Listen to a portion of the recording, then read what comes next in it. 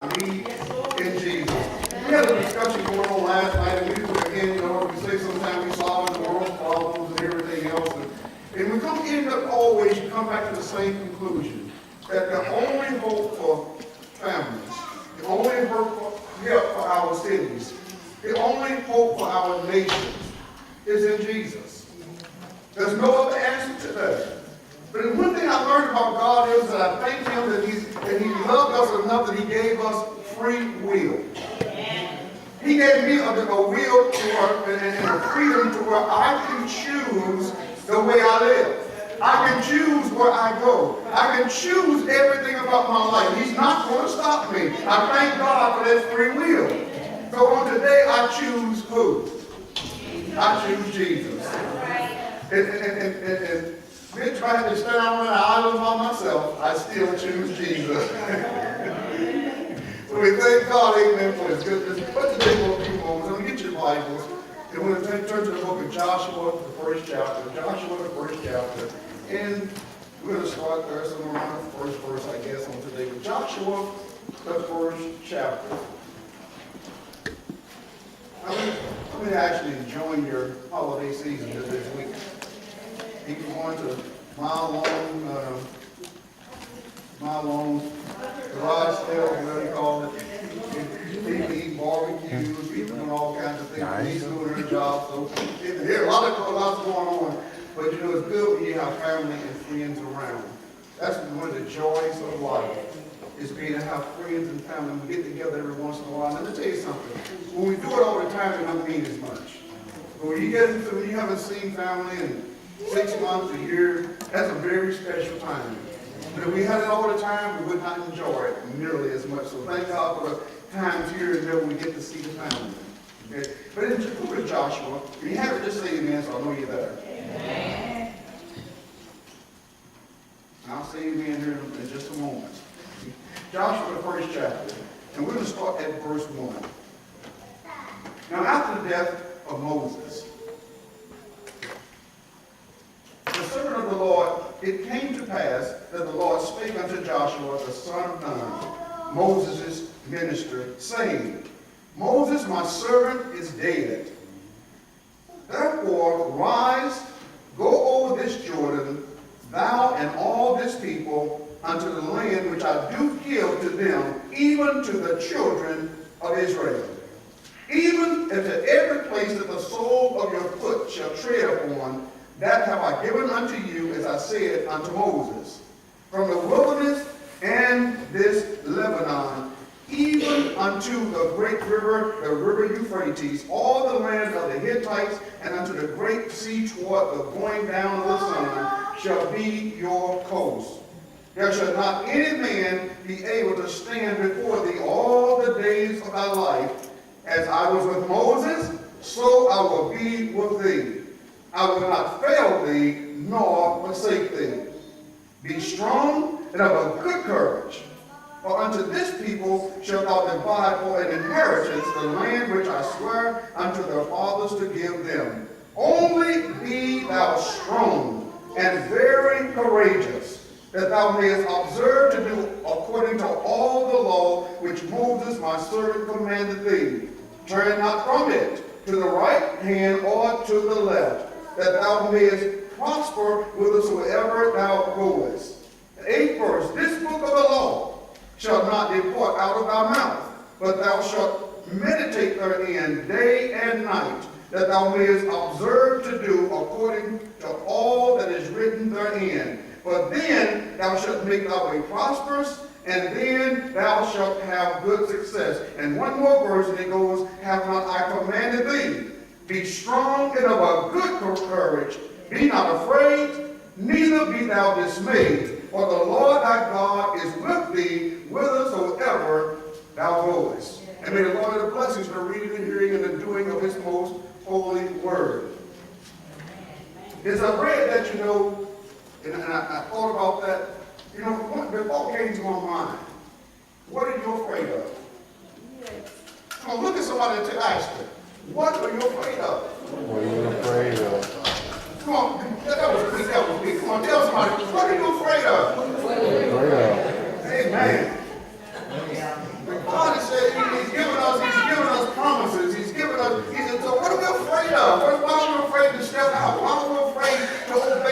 commandments. Why are we afraid? So he's given us, he's told us what to do, and if he's told us to do it, we don't know what tomorrow brings. We don't know what the trouble may come. We don't know what obstacles are going to fall our way. We don't know what pitfalls might be that keep us upset. We just don't know. But the thing is that I know what he told me to do. Be strong and of good courage. And he gave me commandment and told me to go forth, and I must go forth, not with an assurance, with a confidence that everything is going to be all right.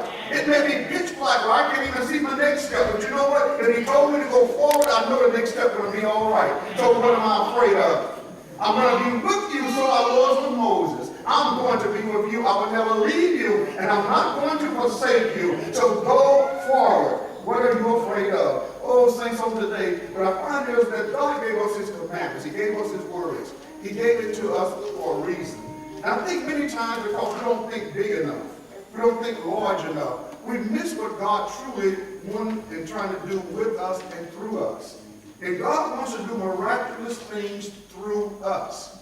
He wants to use us and create us and mold us and shape us into something that we've never been before that only he can do. And so when God told his people here, and the situation, they had just crossed the Red Sea, and they were coming over into the promised land, and they went 40 years, and so they got ready now to cross over the Jordan River, and all this going on. And Moses couldn't do that. Moses just couldn't do it because he had disobeyed God in a certain way. God told him, listen, you're not going to be able to do this, Moses. So Aaron is going to be able to be the one, not Aaron, but Joshua is going to be the one that leads out the children into the promised land. Moses got a chance to see over the river and see it, over the sea and see the promised land, but he never got a chance to enter into it. And so Joshua now he's taken over, and they're getting ready to go over and take the land and possess the land that God had promised to them. But there was a lot of fear in what was going on. And listen, anyone who has never led, who's never been in charge, who's ever had to take on great responsibility, when you do that, there's a level of anxiety and fear that goes with it. I remember when we brought our oldest son home from the hospital, and you think about it being such a joyous time, and first child and everything else. But I can remember, I still see in my mind the first day we brought him home from the hospital, and they didn't tell him, man, you were home with us.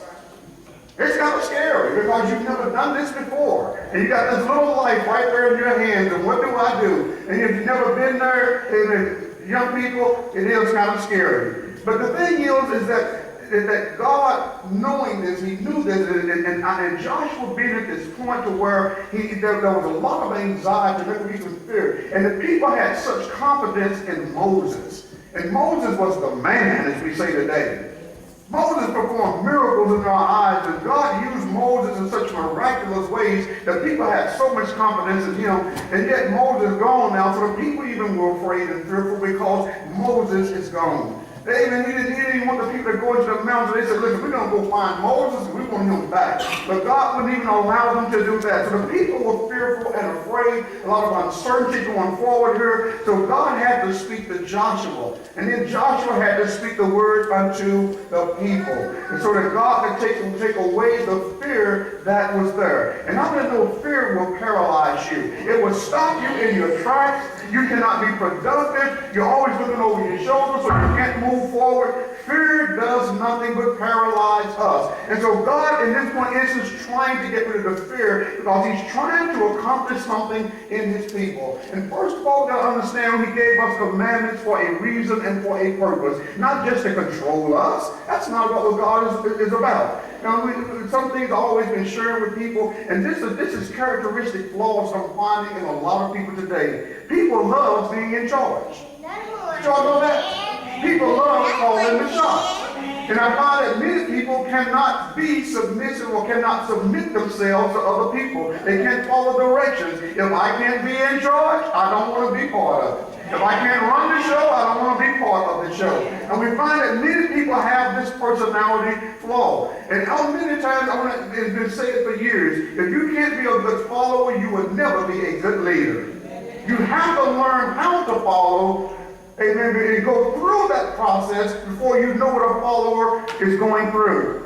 How you should lead that person as followers. Many times I've been saying forever is that what happens is because if we never experience something, how can we tell someone else what it's really like? We can give them theory of what we think it might be, but we can't put all the intricacies of it. We can't tell them what it's like to go through or to be this way or to be over there. We can't tell them because we've never been there. And so to be a good leader, you must be a good follower. If you cannot follow direction, you would never be a leader. Everyone understand what I'm saying here? Amen. If you can't take instruction, you will never be able to truly give instruction. Oh, bless the Lord today. Thank God there's someone over there saying amen. But it is the truth. I can remember the day, and listen, most people that are really good followers, you don't even want to lead. You don't want it. Because as a good follower, you see what the leader goes through. And I'm not just talking about in the church, I'm talking about in every aspect of life. When you are a good follower, you're not ready to leave home too quickly, because at home you didn't have to buy the milk. You didn't have to pay the electric bill. You didn't have to pay the gas bill. You didn't have to have any of those responsibilities. And when I'm at home, I got everything. I'm just sitting back relaxing and putting that burden on someone else. But when, as a parent, homeowner, you find that all those responsibilities now come back to you. And it's a little bit scary at first, isn't it? Because you learn how to manage your money, budget your money. You can't do everything you want to do anymore. So you find out that when you take the headship, it is a daunting task in anything and everything in life. You know, and so God knew the people were in that situation. He had to calm them down and calm their fears, because I'm trying to do something here. I'm trying to accomplish something here. And that what he's trying to accomplish back then, it has never changed and not changed to today. He is still trying to accomplish something in us and through us. And yet, because we've been so consumed and so engrossed with our own lives, we have failed to see what God is trying to do with us and through us, and also to us. So God gave them commandment. After he told them, listen, what I want you to do is be strong and of a good courage. I want you to know that the way I was with Moses, I'm going to be with you, and I'm not going to forsake you. Get rid of your fears, because I'm always there. And so he said, what I want you to do now is go forward. I want you to go forward. All this land that I'm telling you about, I promised it to you. I've already given it to you. Don't mean that there's not something they have to do. He said, I've already given it to you, but you got to do something too. But in the process of doing that, he wanted to give to them this land. But they got to go and possess the land. But to be able to go and possess the land, you're going to run into some conflicts along the way. You're going to run into some hardships along the way. And so when hardship and conflict and tribulation and hard times come, I want you to be of good courage, because I told you I'm going to be with you. I'm not going to leave you, and I'm not going to forsake you. So when trouble comes, you keep your head up and you keep moving, because I'm with you. It's not you fighting a battle. It's I am fighting a battle for you. So go forward. Go forward and do not be afraid. Look at somebody and say, what are you afraid of? I'm not afraid of anything as long as the Lord is with me. And so he told him, I want you to go forward. I want you to move forward. I don't want you to stop right here. I had you here for 40 years, but it was only for a certain time because I got angry at certain people. But now I want you to go forward, and everybody else that was above 40 years old, it had to be gone. So I'm sending you all over here now. And so he told them to go forward and not to be afraid. Now when they went forward and when they would go and they would possess this land, and when they would take this land, you know, God didn't have them to go and take the land and possess the land, but after they possessed the land, he said, listen, there's something else I want to do. There's something else I'm trying to accomplish here. And so he told them to remember this law. Remember the word. Remember my commandments, my statutes. Remember these things that I've given you. It shall not depart from you out of your mouth. You should meditate on this day and night, because as I'm giving this to you, I want the people to see that there is a difference and know why I'm blessing you, why I'll give you preeminence, and why I've made you the dominant one. I want people to understand why this is taking place. Let me tell you that God is not going to just want to bless you to bless you, but God wants something else from you. If you truly want to be blessed by God, you will observe to do all that is written in this book of the law. You will take His word and you will live it. Because as you live His word, God is making you and molding you and shaping you into something different than the world. Oh yeah, other people can't have this or do this. They don't understand why you smile when you're going through. They don't blessing a person that's cursing you. They don't understand why people take from you and you still smiling. They don't understand that. But God has created you and made you different than the world. He said, let there be a difference between clean and unclean, holy and unholy. Let there be a difference between the Jew and the Gentile. Let there be a difference between them that are saved and not saved. Let there be a difference. People need to know. They need to know that why God is blessing you. And the way they know it is because they look at your life and they look at this. Let's go back to a perfect example. Job was a perfect and upright man, one who feared God and eschewed evil. And even the devil knew there was a difference in Job and everybody else. He went to God and said, listen, you put a hedge around Job. You blessed the works of his hand. You blessed everything that he has done. He saw that there was a difference in Job. The reason that he was blessed was because he reverenced God every single day. And so because of that, there was no doubt that Job was blessed because he had found the favor of God. He lived for God. He walked a different way, walked a different walk, talked a different talk than everybody else. And because of that, God blessed him mightily. Oh, saints of God, let me tell you today, one of the reasons that's hindering us from truly being blessed is because we are not walking differently than the world. Too often, we're trying to be like the world. We're trying to fit in with the world. Oh, the Bible tells us that those of us that are saved, we are not of the world. We are in the world, but we are not of the world. But we're too afraid nowadays to be different than everybody else. Let me tell you what goes on when that happens. You no longer live your life when you're trying to fit in, when you're trying to be like everybody else. There's going to come a day and a time where people are going to need us to stand out and be different because we are the light of the world. We are the salt of the earth. And if the salt has lost its savor, what use is it to be other than to be cast out and trodden under the foot of men? God wants there to be a difference in us, and that's why he gave us his commandment, and he told us, do not let this law depart from your mouth. And meditate on it day and night. Because if you do, something is going to happen. Now, as I was reading this, and I thought about it, as I was going through and praying and reading about this, and you know, I found out something about God. Many times we expect that transformation, that huge, great, big, monumental transformation to take place overnight. It doesn't happen. It doesn't happen. Yes, in a moment, I am changed and I give my life to God. I am changed. I'm saved. Somebody said, I looked at my hands and my hands look new. I looked at my feet and they did too. But yet, when people look at me, they still see the same person. I'm still talking the same way.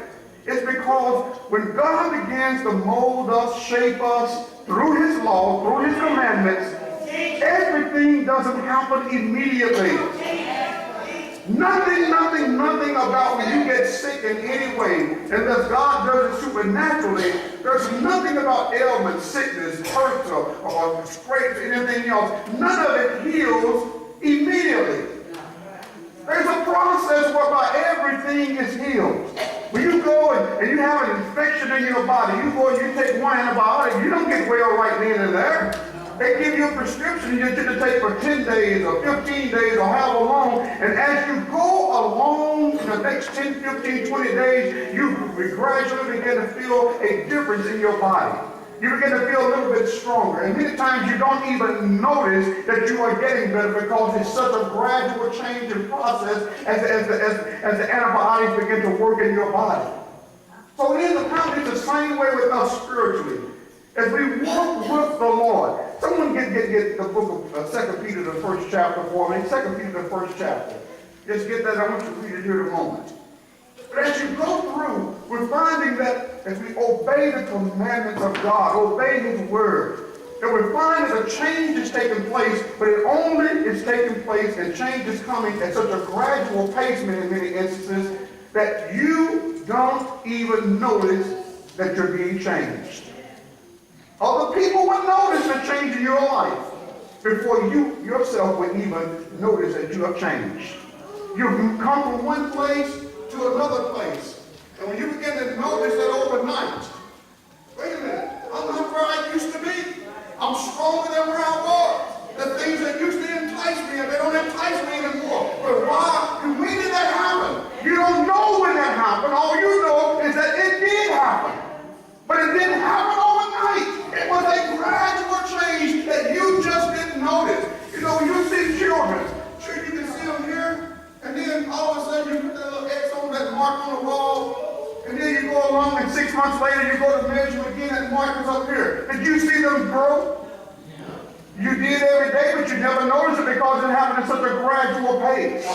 The same way in God, there's such a gradual pace in our growth and our change and what God is creating us and molding us into that we don't even know. We can't even see the change until there's a gradual great thing. We look back and say, wait a minute. You know, you look at your children, your grandchildren. That's what grandchildren, because the children are with us all the time. But you have a grandchild, you don't get a chance to see them but once or twice a year. You see them down here, and 6 months later they come to visit, and all of a sudden, whoa, what happened? You've grown. But the parents never notice how much they've grown because they've been with them all the time. And it's the same way with us. We don't even know sometimes that we're growing because we're too focused on obeying His commandments, but God is using His word to help us to become what He wants us to be. Who has Peter, 2 Peter, the 1st chapter, and I think it's the 3rd verse. Yeah. According as his Come on, read divine loud, read loud. according as his divine power hath given unto us all things that pertain unto life and godliness, through the knowledge of him that have called us to glory and virtue, whereby are given unto us exceeding great and precious promises, that by these ye might be partakers of the divine nature, having escaped the corruption that is in the world through lust.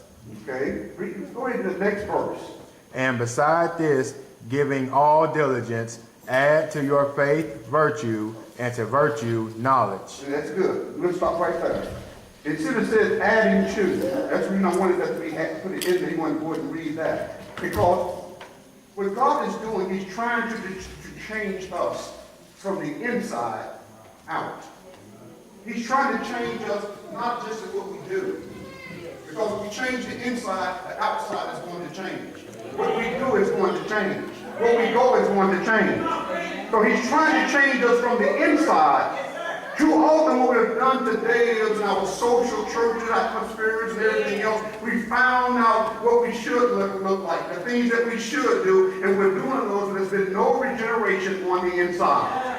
There's been no washing and cleansing on the inside. So we're just going through the motions. We have a form of godliness, but denying the power thereof. So what God wants to do is change us from the inside out. He wants to change our minds. He wants to change our desires. He wants to change our goals and our heartfelt desires. He wants to change those things from the inside. And too often people are putting forth a show today, and that's why our church world is in trouble. We've learned what to do, but we have not been changed on the inside to make that to become part of our very nature. When He changes it on the inside, our nature changes. And it doesn't happen overnight. That's the reason He gave us commandments and laws and statutes. It changes over time. You know, we're diligently, as the Bible says in Joshua, but if we're diligent about this, the change is going to take place. But if we're not diligent about it, the change will never take place. So as we speak God's commandment, we meditate on it day and night. It never leaves our mouth when we're talking about it. All this and it happening, you begin to change as you walk in the commandments and the statutes of the Lord. Oh, saints today. And again, trying to regress for a moment to let you know why the change is not taking place. Too many today are living for yourselves. We live for ourselves. We don't live for anyone else. I was listening to a preacher preach not long ago, and he was so telling the truth. And he was saying that true happiness comes when you give up your own life. A person who's only living for themselves, for their own happiness, for their own pleasure, would never truly be happy. Did y'all know that? You can accumulate wealth, accumulate goods, build a reputation and a name for yourself, but in the end, you're still not happy. I thought about Robin Williams, one of the best actors I think I've ever seen, just a consummate actor. All those years he never was happy. You know, anybody know anything about Robin Williams, what happened to him? He ended up committing suicide. Money, popularity, fame, resources, goods, all those things will never bring true happiness in your life.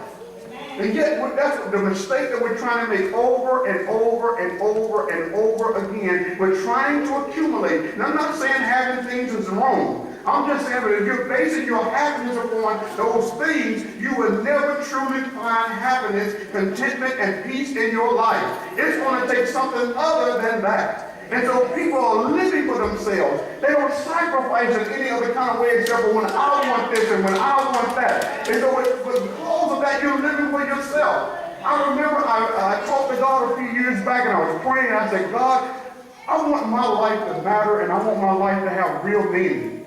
And almost immediately God spoke back to me and he said, your life has no greater meaning than when you lay it down or when you give it or sacrifice for someone else. That's the greatest time that you will ever, the greatest meaning your life will ever have when you give it for somebody else. If you're living just for yourself, your life really has no meaning. That's what the world is doing. They're living for themselves. It's all about me, myself, my I, and everything else. It's about me. And they never will be happy. They will consume goods. They will accumulate goods. They will go out and acquire wealth. And they'll go and they'll do anything they get to undermine people, talk about people, lie on people, pull people down to get it. And in the end, when they do get it, they still will not be happy. And so we have to learn that if we're going to live for God, one of the greatest things about God and how when His commandments and how He instructs us to live is, He instructs us that when we live it, we're going to be living not for ourselves, but for somebody else.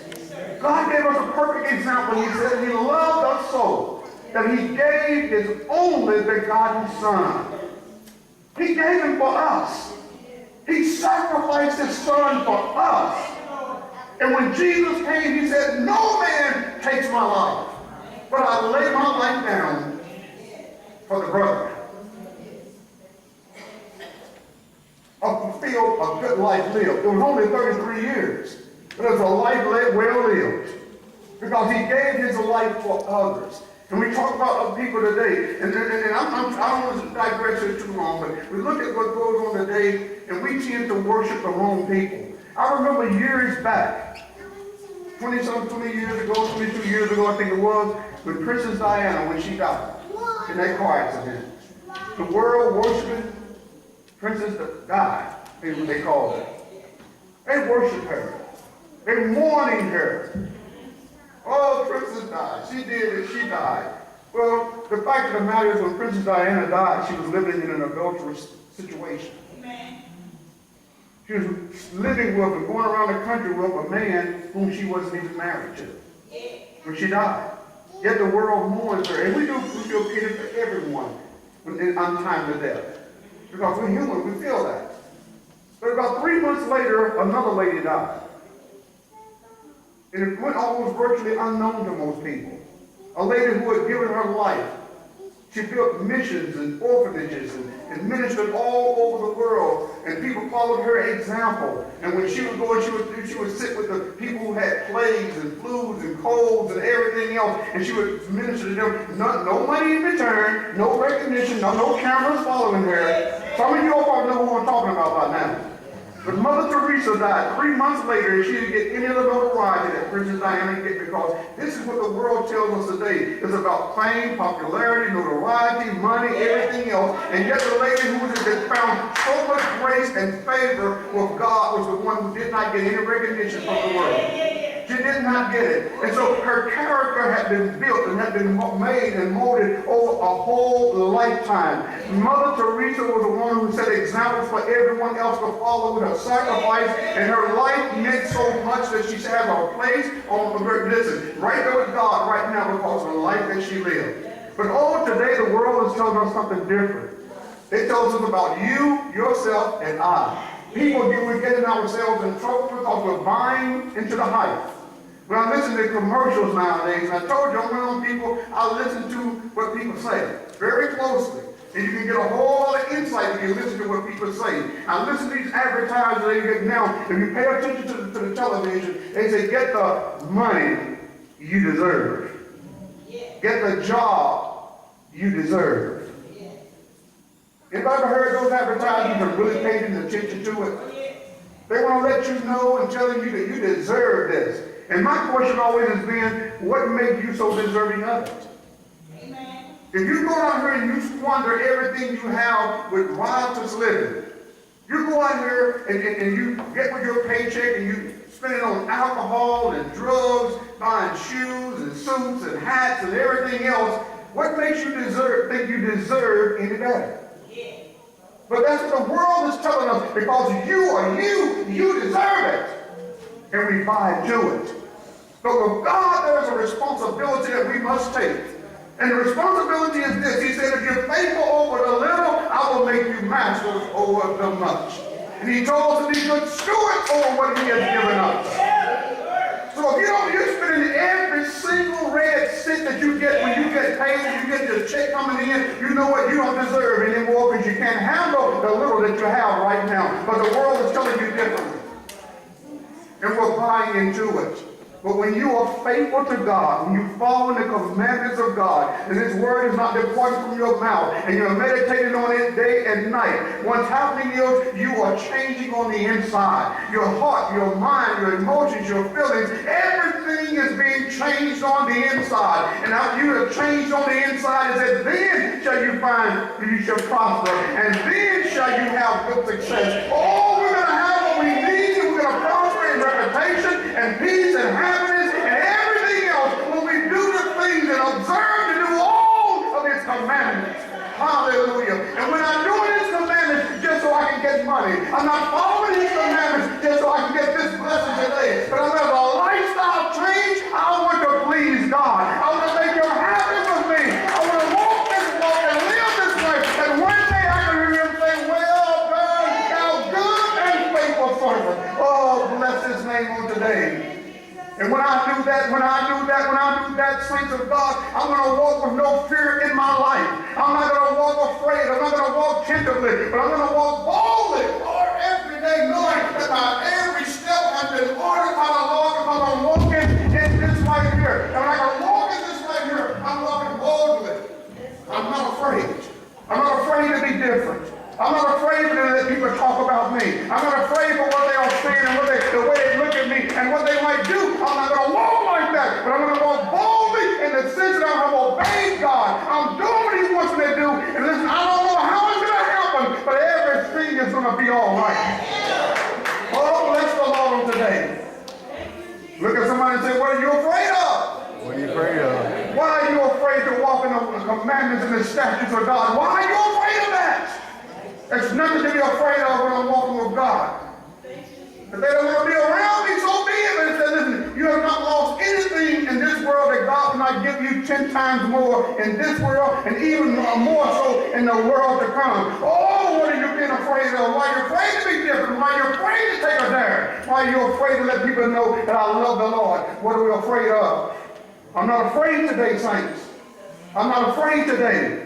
People have talked and they said all kinds of things. But I told somebody just recently, I don't even worry about what people say anymore. I have developed a thick skin. It is a very thick skin.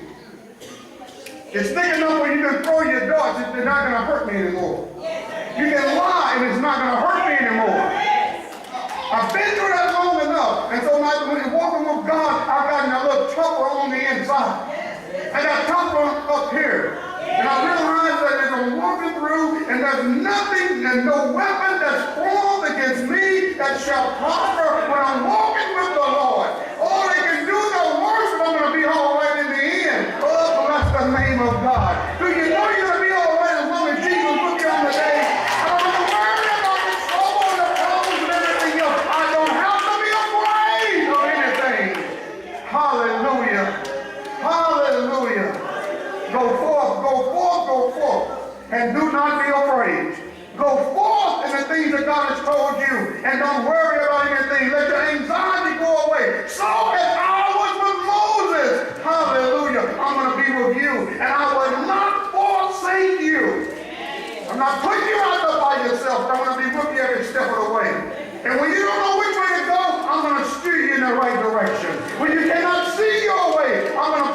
the right direction. Oh, do not be afraid on the day, saints. Don't be afraid on today. Fear paralyzes you. Go forward, go forth. Take control. Now, I'm not how trying to finish everything with a day, but it's almost speaking this thing. Speaking it. We cannot be afraid to speak. But the Bible says he has given us the same power that God had used in creation. He gave us the same treasure in earthen vessels. He's given us the power that God, he said, for God who commanded the light to shine out of darkness in these last days has shown the light of Christ in the face of men and in our hearts. He said, for God has given us this same treasure in earthen vessels. In this body right here, with these hands, head, eyes, nose, with this same old decaying body right now, in your bodies, God has given us the same treasure that he used in creation. What's the point I'm trying to make, brother? The point is that God spoke and said, let there be light. We can speak the word. Why are we afraid to speak it? Why are we afraid to speak the word? God gave us this treasure. Why are we afraid to say peace? If he gave us the same treasure and the same power, we can speak those things that be not as though they were. We can speak those things that are not and speak them into existence. Let there be light. Let there be light. And if you do not doubt, it shall come to pass. What are you afraid of? Why are you afraid to speak it? Why are you afraid to speak? God is with me. And then everything is going to be all right. I don't know what God is going to do, but I do know this is going to be all right. Hallelujah. And I'm speaking that because I know what the word of God has said unto me. I'm speaking it today because I have that treasure in this body. I have this treasure in my body. I have the power that the devil can't deal with. I have a power that the world knows nothing about. I have that power flowing through me. I'm going to eat tomorrow. And it's not because, I'm not saying it because I have money in my pocket. I'm not saying that because I got somebody that's going to put food on the table in front of me. I'm saying that because I know God said I will provide your every need. I will give you your daily bread. I'm speaking it. And tomorrow is not even here. Oh, bless his name. He's given us. He's given us this treasure in earthen vessels, in our bodies, that we speak it, and it shall come to pass. What are you afraid of? Obstacles coming in your way, he said, loose it and be gone. Mountains come in your life, be thou removed and cast into yonder sea. Why are you afraid to speak it? The devil comes and acting up in your life, and whoa, Lord, Lord, Lord. Stop saying Lord, Lord, Lord, and speak to the devil and say, get loose it. Be gone. Get out, get Satan. And we're crying unto the Lord, but the power has already been given to us on the inside to speak to him and cast him out. It's treasure in earthen vessels. Be not afraid. Amen. Be not afraid, but go forth. I don't know what God has told you to go forth in. Many of us are afraid to truly follow the word of God. Now, as a pastor, let me say this. We're afraid to really immerse ourselves into God's word. Because we're afraid of the results. What's going to happen if I truly give my life to God and I fully immerse myself into God's word? What's going to happen? I remember when I was young and I was always afraid and I couldn't learn how to swim because I was too afraid of the water. Anybody ever able to swim? Come on, raise your hand if you know how to swim. What was your greatest obstacle to learn how to swim? Road. Jumping in the water. Jumping in, why you were afraid to jump in the water? You just jump in. It's like a what's your biggest hurdle to learn how to swim? Floating. Floating. Floating. My biggest one was fear. I was afraid of the water. When the water got over my head, I just lost it. I was afraid. But once I got over the fear, when I went into the Marine Corps, they taught us different techniques, and I learned how to get used, I got used to the water. Oh, it's all right for the water to be over my head. I can still live, I can survive. In fact, I know we could because my brother here, he'll tell you, when we were in the basic group, in the basic training, I couldn't swim a lick. Because I was too afraid of the water. But they got us one day, they took us to swim training, is what they call it, and we went in there, and they put us on a tower, 12, I think it was a 20-foot high tower, and we had to jump down into 12-foot water, so you had a 32-foot drop. And everyone had to do it. Brother, like you said, you just jumped. You didn't have a choice this day. You had to do it. But when I jumped over it, and they told us, listen, if you can't swim, just when you get to the bottom, just stay there, be still, and somebody will pull you up. Man, I hit the bottom, and I started doing everything I could to get to the top of that water. But over the next week, I learned that the water was my friend. They taught us how to float, taught us how different techniques. And somewhere along the line, I didn't know it, but the fear of the water was gone. It left. And now I can do the backstroke. I can do the dog paddle. I even tried to do the butterfly thing. I wasn't good at that.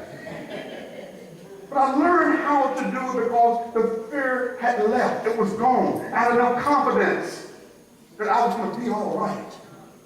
And saints of God, that's what God is telling us today. Don't be afraid.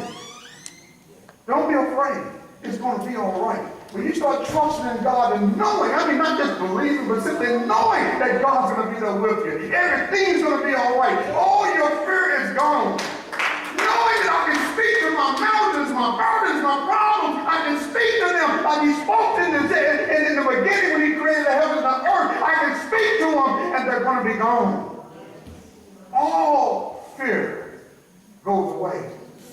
So go forth. Go forth. Go forward.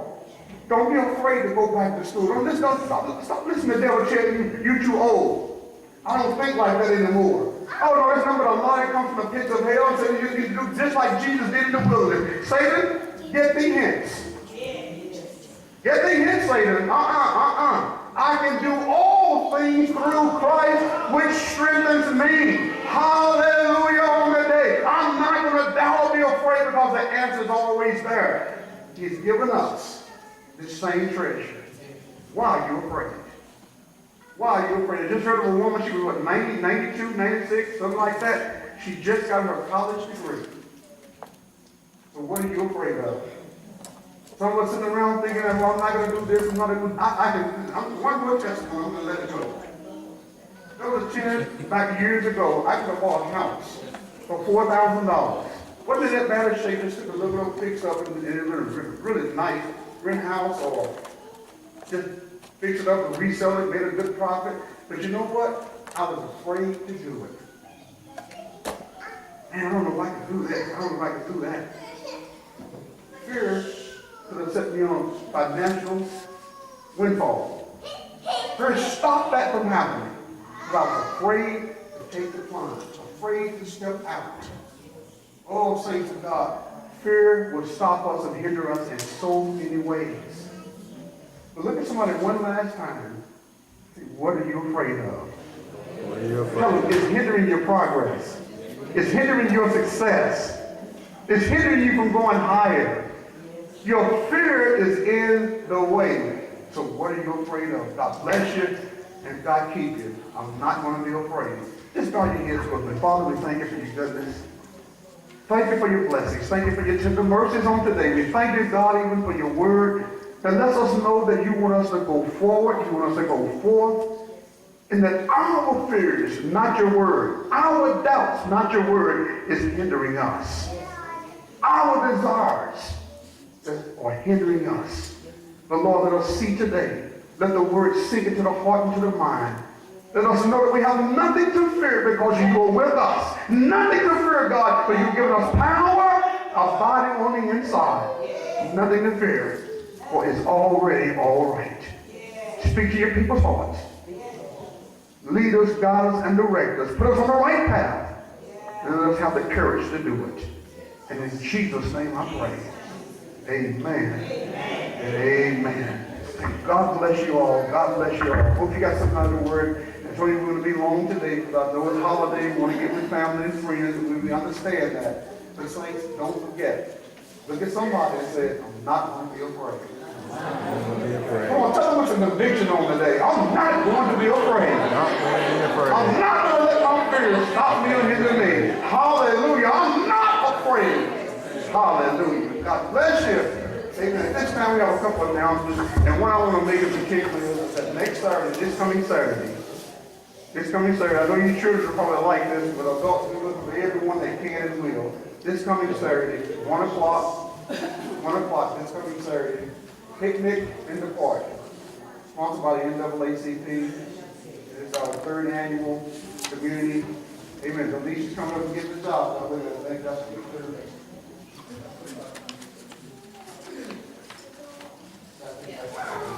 But the picnic, it's what we're using this picnic as a thing to do. It initially started with a way to bridge the gap between law enforcement and the community.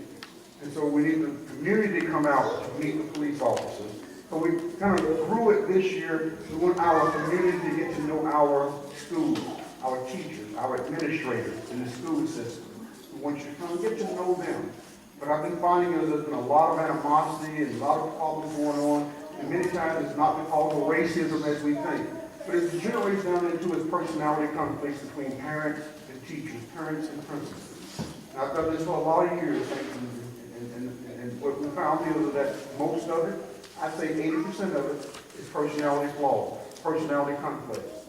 The teacher says something, does something, the student tells the parent taking their children, they get up in arms, and the teacher goes out there thinking, I'm not having done anything wrong, they get up in arms before long, now we're fighting. And the child has been totally and completely forgotten about it. If we get to know one another, then we have so much less conflict. So we're using it not just for law enforcement this year, but we're using it for school personnel, that you come and get to know them also. We have a black principal here in town. How many of you have a black principal here in town? First time we ever had a black principal. We had an assistant principal, but never a black principal. Since we're back to Old Lincoln School over here. They gave us our own black principal over all black school then. But it's the first time in years we have a black principal in the Charleston since integration. Come get to know her. Support her. It makes us feel a whole lot better. So please, next Saturday, 1 o'clock to 5 o'clock. Everything is free. It's at the Lincoln Park, right beside the Palace Center, Lincoln Park, 1 o'clock this coming Saturday. And then we got all, it's going to be food, fun, just getting to know one another. There's going to be children. Look at the children. There's going to be a water spray. Y'all get to play in the water next week. There's going to be horseshoe contests. There's going to be a free throw contest, obstacle course, board games for the old people who want to get out there and do those kind of things. Face painting. They got several different activities lined up. A 3-legged race. Brittany, you could probably win that one. They're going to have an egg carrying contest. And we decided we're not going to use real eggs because we don't want all the eggs getting broken up on the ground. But we have an egg carrying contest on next. So there's a lot of different activities for everybody. Board games like domino and things like that for the other things. So come out and just enjoy the picnic. It's a time for the community to come together. I've been wanting to do this for over 25 years.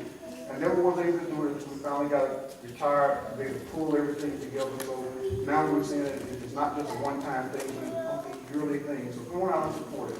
Anyway, if you get it some of you, those followers in here, all you've been able to come out and help barbecue a little bit. So God bless you. Next Saturday, 1 o'clock till 5 o'clock. To the hands of the meeting. Let's say amen for it.